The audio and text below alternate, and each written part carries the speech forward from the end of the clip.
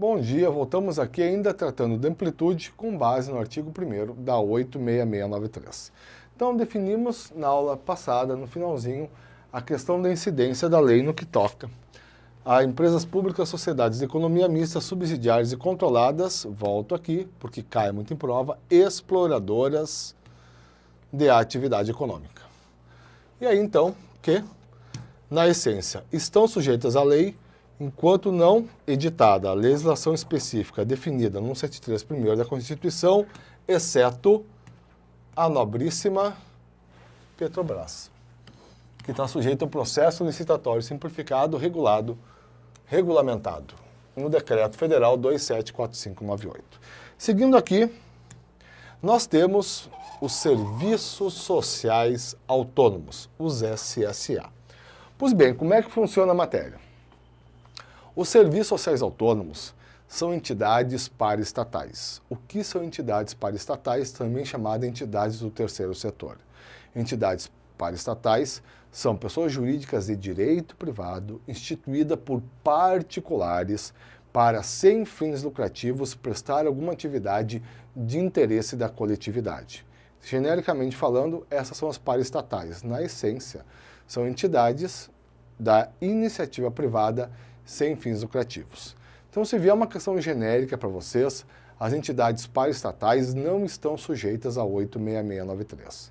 Pois bem, dentre as paraestatais, nós temos serviços sociais autônomos, que são entidades de direito privado, da iniciativa privada, criadas para atuar junto a uma categoria profissional ou econômica determinada. Essas são as entidades do Sistema S, SESI, SESC, SENAI, SEBRAE e assim por diante. Pois bem, então a única questão controvertida no que toca incidência ou não da 86693, que nós tínhamos até certo tempo atrás, era os serviços sociais autônomos. Pois bem, o TCU tinha o entendimento de que os serviços sociais autônomos, porque contam com recursos públicos, estariam sujeitos à legislação geral de licitações e contratos. Pois bem, só que o TCU veio alterar esse entendimento dele e, numa importante decisão, disse que os serviços sociais autônomos, tal como as demais entidades paraestatais, não estão sujeitos a 86693, mas, em virtude de uma maior proximidade dos serviços sociais autônomos para com a administração comparativamente às demais entidades paraestatais, os serviços sociais autônomos estão sujeitos ao dever de licitar, ou seja, de instaurar como previamente em suas contratações, um procedimento fundamentado no princípio da isonomia, proporcionando a todos a apresentação de propostas. Esse procedimento não poderá ser definido aleatoriamente pelo próprio Serviço Social Autônomo. Ele deverá estar normatizado num regulamento próprio, regulamento editado pelo próprio Serviço Social Autônomo, o qual deve ser aprovado pelo Tribunal de Contas da União. Portanto, é assim que nós devemos trabalhar a matéria. Entidades paraestatais em geral não estão sujeitas a 86693. Serviços sociais autônomos não estão sujeitos à lei, mas genericamente ao dever de licitar, devendo editar regulamentos sobre a matéria, os quais, como condição de validade, devem ter o aval do Tribunal de Contas da União. Vamos voltar aqui então. Eu botei a síntese aqui, até acrescentei uma coisa aqui no final. E botei o fundamento, uma das decisões do TCU, o acordo originário dessa posição. Então, serviços sociais autônomos, segundo o nosso nobre TCU, no acórdão 1337 de 2003, não estão sujeitos à lei, a 86693, mas ao dever de licitar, devendo editar regulamentos próprios na matéria, sujeitos à aprovação do Tribunal de Contas da União, regulamento esse que deve observar os princípios da administração. Pois bem, e aqui fechamos a questão da amplitude no que nós vamos trabalhar aqui durante a aula. Só mais duas figurinhas aqui, pessoal. As agências reguladoras e depois os conselhos fiscalizadores de profissão, também chamados conselhos profissionais. Então vejam bem, das agências reguladoras, vou ler aqui cursivo. O STF, a DIN 1668, decisão liminar, manteve a aplicabilidade do artigo 54 da Lei Geral de Telecomunicações, aplicável à Anatel, permitindo o uso do pregão e da consulta para contratação que não versassem sobre obras e serviços de engenharia. Pois bem, essa é a síntese da matéria, mas vamos conversar um pouquinho mais. Então vejam só, nós temos uma previsão na legislação que regula as agências reguladoras federais. Que previsão é essa? Ela originalmente foi feita para a Anatel, mas hoje aplica-se a todas as agências reguladoras criadas pela União. Que previsão? É bem simples. Diz que, no caso de obra e serviço de engenharia, as agências reguladoras federais deverão observar a 86693. Em se tratando de bens e serviços comuns, as agências reguladoras deverão observar o pregão editado em ato normativo pela própria agência reguladora.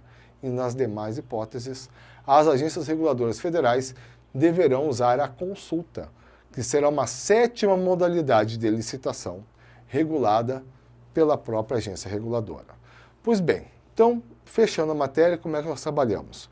As agências reguladoras federais, tudo que eu estou falando aqui, vale apenas para as agências reguladoras criadas pela União.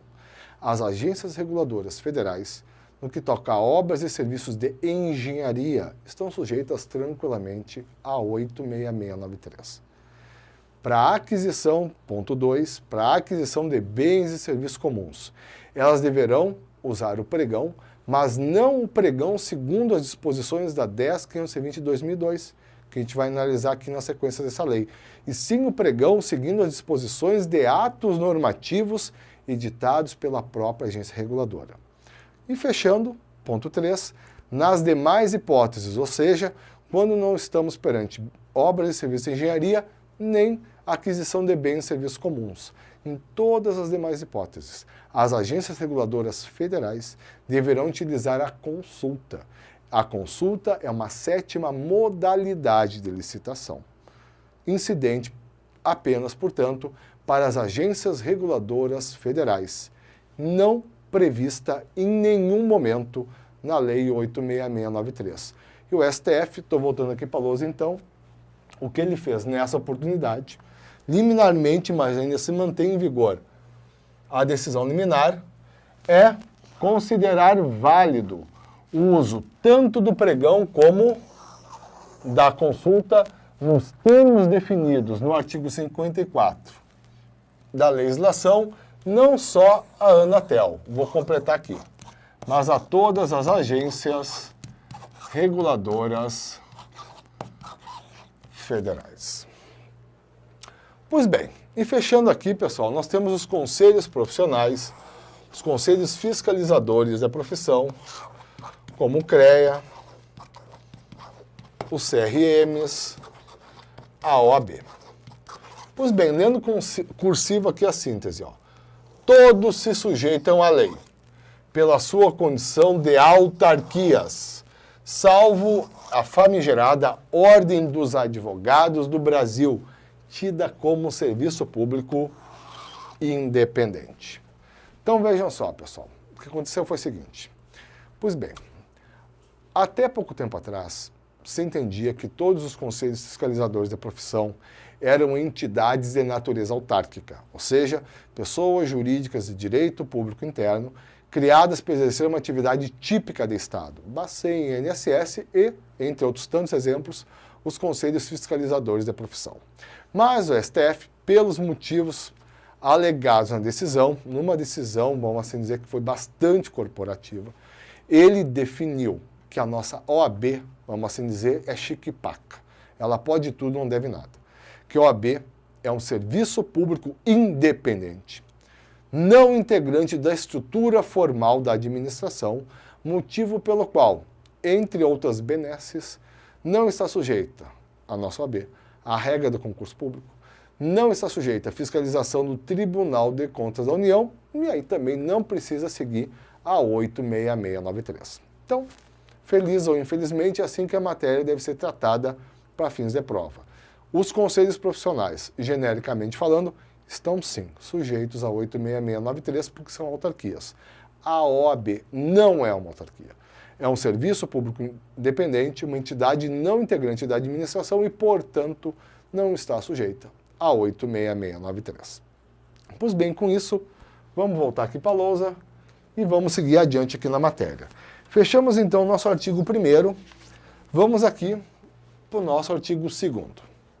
Inicio a leitura. As obras, serviços, inclusive de publicidade, compras, alienações, concessões, permissões e locações da administração pública, quando contratadas com terceiros, serão necessariamente precedidas de licitação, ressalvadas as hipóteses previstas nessa lei. Então, aqui o artigo 2º, pessoal, está mais uma vez trazendo uma previsão genérica da incidência do Instituto da Licitação. Genericamente falando, um procedimento que se enquadra como requisito de validade, como o requisito de validade, para a celebração de contratos pela administração. Pois bem, a parte final do caput diz aqui, ressalvada as hipóteses previstas nessa lei. Pois bem, aqui eu tenho que ter atenção para concurso. Vejam só, numa leitura literal do dispositivo, eu vou dizer que a licitação é obrigatória, como medida prévia, como procedimento prévio, para válida celebração de contratos pela administração, ressalvadas as hipóteses previstas nesta lei, ou seja, na Lei 86693. Se cair, pessoal, uma cópia do caput do artigo 2º, tá certo, está transcrevendo literalmente a lei. Mas o fato é que essa leitura literal está equivocada. Pode, e nós vamos ver com calma isso quando adentrar no artigo 24 da lei, podem outras leis estabelecer o que chamamos de hipótese de dispensa de licitação, ou seja, hipóteses em que a administração está autorizada a celebrar diretamente o contrato administrativo. Então, o que é necessário, apesar de ser pecado técnico da lei, não é que a própria 86693 preveja uma hipótese, como uma hipótese em que a administração está autorizada a celebrar um contrato diretamente, sem antes licitar. Basta que a hipótese, que nós genericamente chamamos de hipótese de dispensa, esteja prevista em lei. Seja a 866, seja outro ato legislativo. Uma lei ordinária, uma lei complementar, uma medida provisória e assim por diante. Então, tranquilo. As duas coisinhas para nós guardar do artigo 2º, mais uma vez, que a licitação é regra generalíssima, ressalvadas hipóteses de celebração direta de contrato previstas ou na 86693 ou em outras leis tratando da matéria. Pois bem, na sequência, fui para o lado errado, nós temos aqui o parágrafo único e traz o conceito legal de contrato administrativo. Vejam só. Para os fins dessa lei, considera-se contrato todo e qualquer ajuste entre órgãos ou entidades da administração pública e particulares em que haja um acordo de vontades para a formação de vínculo e a estipulação de obrigações recíprocas, seja qual for a denominação utilizada. Então vejam só, tá, pessoal? Não vou tratar do conceito de contrato administrativo aqui. O contrato é todo um capítulo da 86693, que se inicia no artigo 54. Só vou destacar duas coisinhas para vocês. Que aqui o legislador, essa parte final aqui, é a parte relevante do dispositivo. O legislador quis evitar picaretagem por parte da administração e disse o seguinte: sempre que eu tiver um ajuste, um acordo de vontades entre a administração e particulares, que desse acordo resulte um vínculo do qual se originem obrigações recíprocas, eu vou ter um contrato. E, portanto, a sujeição a 86693, seja qual for o nome formal dado ao ajuste. Então, pode chamar de acordo, pode chamar de ajuste, pode chamar termo de compromisso, pode chamar do que for. Desde que existam, que sejam preenchidos esses elementos, um acordo de vontades do qual resulte a estipulação de obrigações recíprocas, eu vou ter, para os fins da 86693, um contrato. E, portanto, a sujeição às disposições da lei. Pois bem, também se aplicam, pessoal, a lei, mas agora apenas no que couber, deixa eu botar aqui, os chamados, melhor dizendo, a Lei 86693 aplica-se no que couber aos convênios ocorridos no âmbito da administração. Mais uma vez, não vou aprofundar a matéria. Só quero deixar a informação avançando bastante com base no artigo 116, que os convênios administrativos, no que couber, também são sujeitos às disposições da Lei 812/90. Pois bem, com isso vamos adiante aqui na lei, entrando num dispositivo importantíssimo, pessoal, o artigo 3º. Vou iniciar aqui a leitura.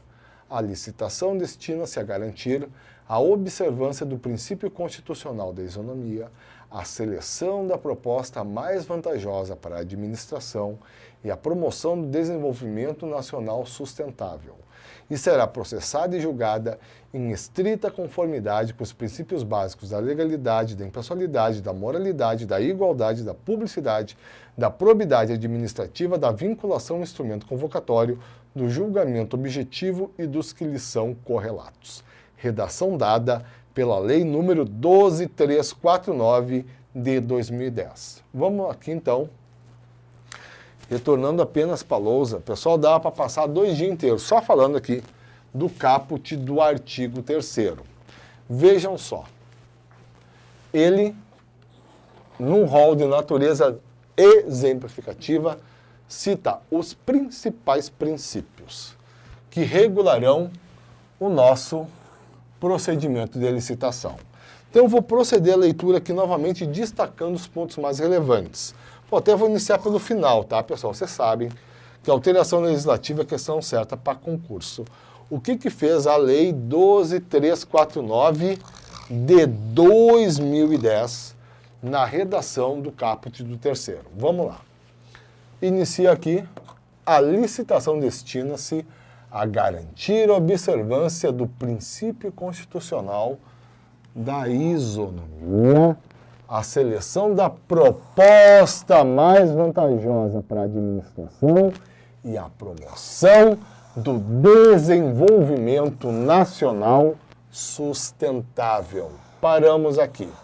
Pois bem, a promoção do desenvolvimento nacional sustentável, aqui está, pessoal, o acréscimo promovido pela Lei 12349 de 2010, a redação do caput do artigo 3º. Então, este é o novo princípio expresso, porque implicitamente já se entendia.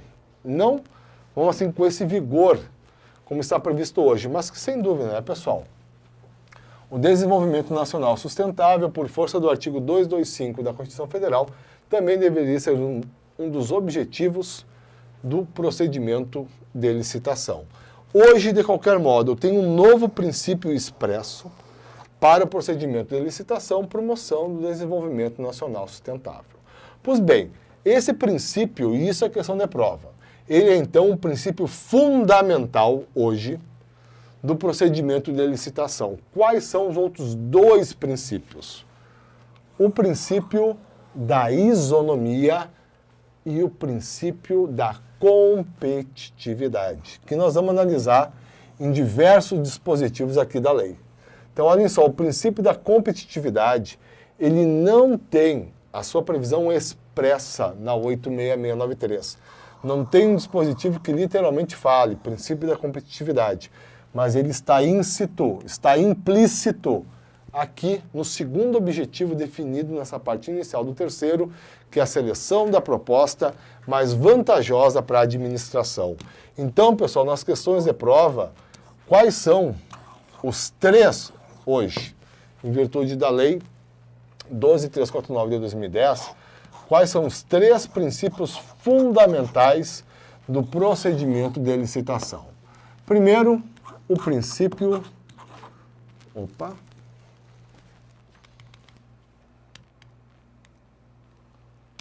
Aqui. O princípio da isonomia. Nós vamos aqui, no decorrer da análise da lei, encontrar uma série de disposições que contemplam a aplicação do princípio da igualdade no seio do procedimento. Em segundo, o princípio implícito da competitividade, que define como objetivo do procedimento a seleção da proposta mais vantajosa para a administração. E como terceiro, a novidade da 12349, no que toca esse dispositivo, o princípio da promoção do desenvolvimento nacional sustentável. Pois bem, dito isso, pessoal, só mais uma coisinha aqui. Eu não vou trabalhar, em termos teóricos, os princípios... Opa, fui para o lado errado de novo. Volta aqui. Não vamos trabalhar ponto a ponto cada um desses princípios aqui. Quando a gente chegar em disposições de lei que contemplem aplicações do princípio da legalidade, da impessoalidade, da moralidade, a gente vai destacando, né, que o dispositivo é uma aplicação desses princípios. Por enquanto, só quero destacar aqui o princípio do julgamento objetivo e da vinculação a um instrumento convocatório. Os princípios do julgamento objetivo e da vinculação ao instrumento convocatório são dois princípios próprios do processo de licitação. Os demais princípios referidos aqui no dispositivo, ou seja, legalidade, impessoalidade, moralidade, igualdade, publicidade, probidade administrativa, são princípios gerais de direito administrativo. E como os próprios, com as peculiaridades com que são regulados na lei, próprios do procedimento de licitação, eu tenho o princípio da vinculação ao instrumento convocatório e o princípio do julgamento objetivo. Eu tenho mais um ainda, que nós vamos chegar daqui a pouquinho no próprio artigo. Mas vamos aqui, então, na sequência, analisar dois dispositivos que representam aplicações de dois dos princípios fundamentais da licitação. O princípio aqui, parágrafo 1º, em seus incisos 1 e 2. Aqui, só destacando. Nós vamos ver aqui, então, dois dispositivos, pessoal, que representam aplicações do princípio da isonomia e do princípio da competitividade. Vamos iniciar a leitura aqui do nosso parágrafo 1º. É vedado aos agentes públicos: 1. Admitir e prever, incluir ou tolerar, nos atos de convocação, cláusulas ou condições que comprometam, restringam ou frustrem o seu caráter competitivo, inclusive nos casos de sociedades cooperativas, e estabeleçam preferências ou distinções em razão da naturalidade da sede ou domicílio dos licitantes, ou de qualquer outra circunstância impertinente ou irrelevante para o específico objeto do contrato, ressalvado e disposto nos parágrafos 5º a 12 desse artigo e no artigo 3º da Lei 8248, de 23 de outubro de 1991. Então vejam só, pessoal. Voltando aqui, nós temos aqui, vou iniciar novamente a leitura para fazer o enquadramento. Então, é vedado aos agentes públicos, a todos os agentes públicos que atuam em procedimentos licitatórios. 1. Admitir, prever, incluir ou tolerar nos atos de convocação, ou seja, nos atos de convocação para o procedimento, cláusulas ou condições que comprometam, restringam ou frustrem, aqui está o princípio, o seu caráter competitivo, inclusive nos casos de sociedades cooperativas. Então, essa primeira parte aqui tem por fundamento o princípio da competitividade. Se a administração, melhor dizendo, se os agentes públicos pudessem estabelecer de forma desarrazoada restrições, cláusulas discriminatórias, não só o princípio da isonomia seria ofendido, mas também como teria potencialmente um menor número de participantes no procedimento, seria violado esse objetivo da administração. Ela teria piores condições de obter uma proposta efetivamente vantajosa. Então, aqui está a primeira parte do inciso 1 do parágrafo 1º, fundamento, princípio da competitividade. Segunda parte, pessoal. Olha, o fundamento está claríssimo, é o princípio da isonomia. E, vou reiniciar, estabeleçam preferências ou distinções, em razão da naturalidade da sede ou domicílio dos licitantes ou de qualquer outra circunstância impertinente ou irrelevante para o específico objeto do contrato. Tranquilo, até aqui isonomia pura. Agora vamos para as exceções. Ressalvado, disposto nos parágrafos 5º a 12 desse artigo, que nós vamos analisar a princípio na próxima aula e no artigo 3º da Lei 8248, de 23 de outubro de 91.